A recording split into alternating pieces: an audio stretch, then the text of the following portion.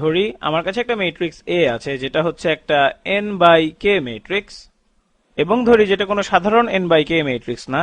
এই এ ম্যাট্রিক্সটি এরকম যে এর কলামগুলো সবগুলোই রৈখিকভাবে স্বাধীন বা লিনিয়ারলি ইন্ডিপেন্ডেন্ট। তাহলে আমরা লিখে ফেলি কলামগুলো a1 a2 এভাবে করে পুরো এ কে পর্যন্ত, এবং এরা সবাই লিনিয়ারলি ইন্ডিপেন্ডেন্ট, সবগুলো কলাম লিনিয়ারলি ইন্ডিপেন্ডেন্ট।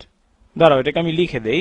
এখানে যে a1 a2 অর্থাৎ এর সব কলাম ভেক্টরগুলি ak এগুলো সব লিনিয়ারলি ইন্ডিপেন্ডেন্ট। তাহলে এই সমীকরণটার একমাত্র সমাধান অর্থাৎ এই যে x1 a1 যোগ x2 a2 এভাবে করে পুরো xk ak সমান 0, এবং এটার একমাত্র সমাধান তখনই থাকবে যখন সবগুলো x এর মান হবে 0। সুতরাং সকল xi সমান হবে 0, এবং লিনিয়ার ইন্ডিপেন্ডেন্স দ্বারা আমরা এই জিনিসটাই বুঝি।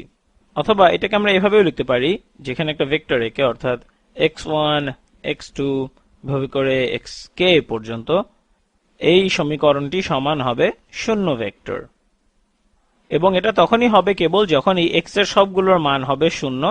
সুতরাং এটা এইখানের এই জিনিসটা লেখার আরেকটা উপায়, এটা আমরা আগে অনেকবার দেখেছি। এটা ছিল 0 ভেক্টর। যাই হোক, তাহলে যদি এরা সব 0 হয় তাহলে একমাত্র সমাধান বা অনলি সলিউশন এই সমীকরণের অর্থাৎ ax সমান 0 এটা কেবল তখনই হবে যখন x সমান হবে 0 ভেক্টর। অথবা এটাকে আরেকভাবে বলা যায়, আচ্ছা বলে নি যে এই সব জিনিসগুলো আসছে যে এর কলামগুলো লিনিয়ারলি ইন্ডিপেন্ডেন্ট হওয়ার কারণে। সুতরাং লিনিয়ার ইন্ডিপেন্ডেন্স, কলামের লিনিয়ার ইন্ডিপেন্ডেন্স, এটা থেকে আমরা বলতে পারি যে এই ax সমান 0 এটা তখনই হবে কেবল যখন x গুলো সমান x এর মান হবে 0 ভেক্টর। সুতরাং আমরা বলতে পারি a এর নাল স্পেস সমান হতে হবে 0 ভেক্টর। অথবা যাই হোক, এগুলো মূলত ছিল আসলে পুনরালোচনা। এখন এখানের যে ম্যাট্রিক্সটি এটার মাত্রা কত সেটা কিন্তু আমরা জানি না, কারণ n বাই কে এটা কি বর্গাকার ম্যাট্রিক্স হবে কিনা সেটা আমরা জানি না। সুতরাং আমরা বলতে পারবো না যে এটা কি ইনভার্টেবল কিনা। তবে আমরা এর সাথে একটা ইনভার্টেবল ম্যাট্রিক্স তৈরি করতে পারি। তাহলে চলো আমরা a ট্রান্সপোজ a এই গুণফলটা নিয়ে দেখি কি হয়। a ট্রান্সপোজ a, আমরা জানি a হচ্ছে একটা n বাই k ম্যাট্রিক্স, সুতরাং a ট্রান্সপোজ হবে একটা k বাই n ম্যাট্রিক্স।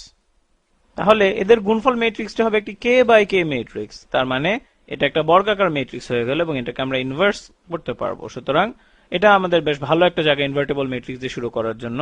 সুতরাং এই জিনিসটা ইনভার্টেবল, তবে আমরা এর ব্যাপারে এখনই কিছু জানি না, শুধু এতটুকু জানি যে এর কলামগুলো লিনিয়ারলি ইন্ডিপেন্ডেন্ট।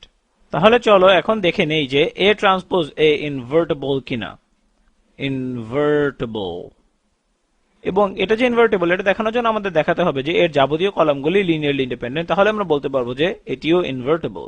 তাহলে এই বিষয়টা যে, আচ্ছা এটার ব্যাপারে আমি ভিডিওর শেষে বলবো।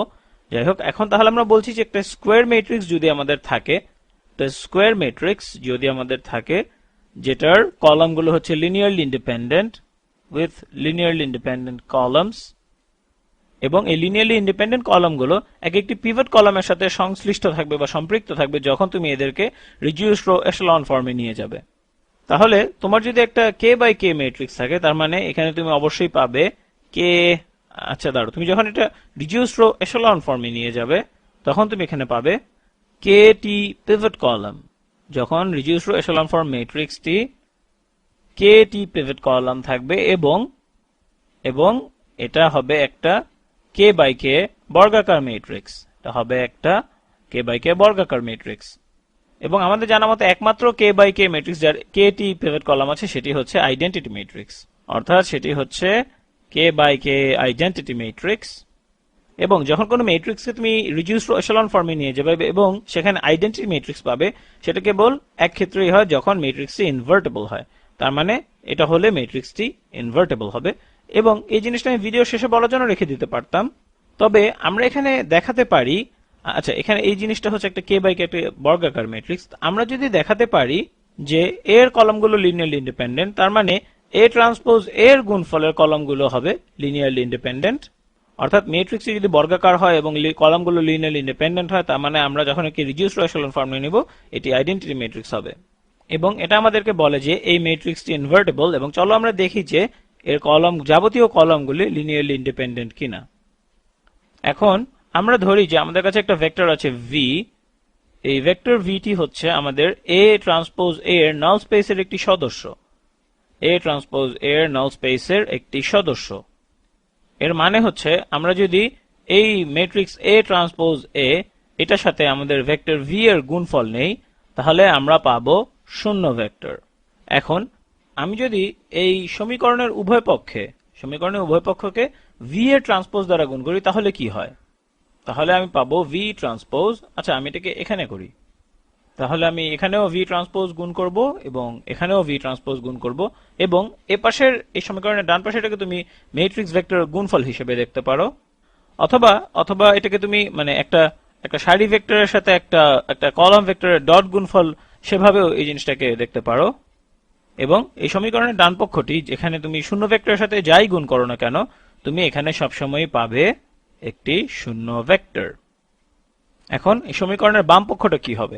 এটা আমরা আগেও অনেকবার করেছি। তোমার কাছে যদি থাকে ভি ট্রান্সপোজ গুণ এ, এখন এটা যেহেতু একটা সারি ভেক্টর, তুমি এটাকে একটা একটা ম্যাট্রিক্স হিসেবেও এটাকে দেখতে পারো। মানে তোমরা এখানে যে দেখতে পাচ্ছ তোমরা ভি হচ্ছে এর নাল স্পেসের সদস্য, সুতরাং ভি কে আমরা যদি এভাবে দেখি যে ভি হচ্ছে একটা কে বাই ওয়ান ম্যাট্রিক্স, তাহলে এখানে এটা হয়ে যাবে একটা ওয়ান বাই কে ম্যাট্রিক্স। তাহলে এটা সমান হবে উল্টো গুণের ট্রান্সপোজ, এই জিনিসটার উল্টো গুণের ট্রান্সপোজ। অথবা আমরা যদি কোনো দুটি ম্যাট্রিক্স গুণ করে তার ট্রান্সপোজ নেই, সেটা তাদেরকে উল্টে দিয়ে তাদের ট্রান্সপোজের গুণফল করার একই সমান। তাহলে আমরা এখানের এই জিনিসটার পরিবর্তে এখানে এটা লিখতে পারি যে এ গুণ ভি ট্রান্সপোজ, এবং আমরা এখানের এই ভেক্টরটাকে গুণ করছি এটার সাথে, অর্থাৎ এ ভি এটার সাথে গুণ করছি, এবং এটা সমান হবে শূন্য ভেক্টর। এখন এটা সমান কি হবে?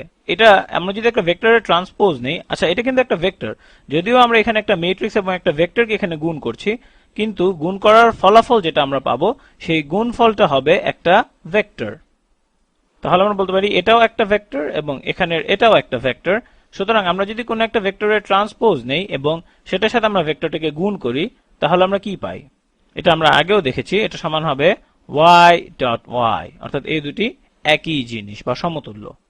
সুতরাং এখানের এই জিনিসটাকে আমরা পুনরায় এভাবে লিখতে পারি av ডট av, অর্থাৎ এই জিনিসটা হয়ে যাচ্ছে av ডট av, এবং ডান পক্ষ এখনো শূন্যই থাকছে, অর্থাৎ ডান পক্ষ সমান শূন্য। আচ্ছা একটু দাঁড়াও, আমি মনে হয় এখানে একটা ভুল করেছি। আমরা যখন ভি ট্রান্সপোজ এর সাথে শূন্য ভেক্টরের গুণফল নেই, ভি ট্রান্সপোজ হচ্ছে একটা কে বাই ওয়ান ভেক্টর এবং শূন্য ভেক্টরেরও থাকবে কে টি উপাদান, সুতরাং এদেরকে যখন আমরা গুণ করব এটা হবে অনেকটা একটা ডট গুণফলের মতো। সুতরাং এটা সমান হবে শূন্য গুণ বা ডট গুণ ভি, এবং এটা সমান হবে শূন্য, এবং এটা কিন্তু স্কেলার শূন্য, এখানেও হবে স্কেলার শূন্য, এটা না হলে এটা ঠিক হতো না। সুতরাং ডান পক্ষে যখন আমি শূন্যর সাথে ভি এর ট্রান্সপোজ গুণ করি তখন আমরা শূন্য পাই, সংখ্যা শূন্য, ভেক্টর শূন্য না। সুতরাং av ডট av সমান হচ্ছে শূন্য, অথবা আমরা বলতে পারি যে av এর দৈর্ঘ্য বা av এর লেংথ এর বর্গ এটাও সমান হবে শূন্য, এবং এটা আমাদেরকে বলে যে av সমান হতে হবে অবশ্যই শূন্য, এবং একমাত্র ভেক্টর যার দৈর্ঘ্য শূন্য সেটা হচ্ছে শূন্য ভেক্টর।